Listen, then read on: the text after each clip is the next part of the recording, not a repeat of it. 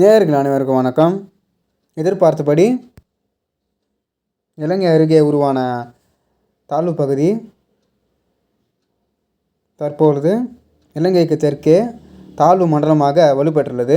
இந்த தாழ்வு மண்டலமானது அடுத்து வரும் 48 மணி நேரத்திற்குள் இலங்கை மற்றும் தமிழக கடற்கரையை ஒட்டி வரக்கூடும். அதற்கு பின்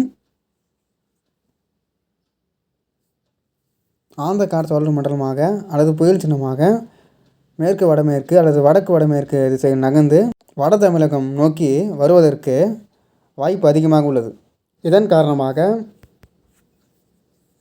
அடுத்து வரும் 5 நாட்களில் சென்னை உட்பட தமிழகத்தின் வட மாவட்டங்கள் மற்றும் டெல்டா மாவட்டங்களில் பரவலாக கனமழை முதல் மிக கனமழை பதிவாக வாய்ப்புள்ளது. குறிப்பாக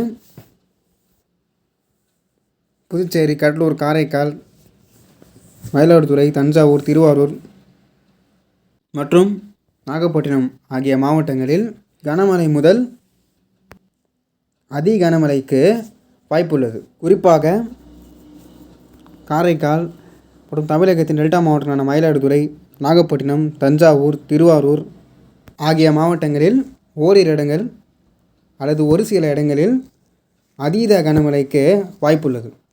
அதே சமயம் தமிழகத்தின் உள் மாவட்டங்கள் மற்றும் தென் மாவட்டங்களில் பரவலாக லேசான மழை முதல் மிதமான மழை பதிவாகும். தொடர்ந்து இந்த மாதிரியான வானிலை செய்தியை தெரிந்து கொள்ள நம்ம சேனலை சப்ஸ்கிரைப் பண்ணிக்கோங்க. நன்றி.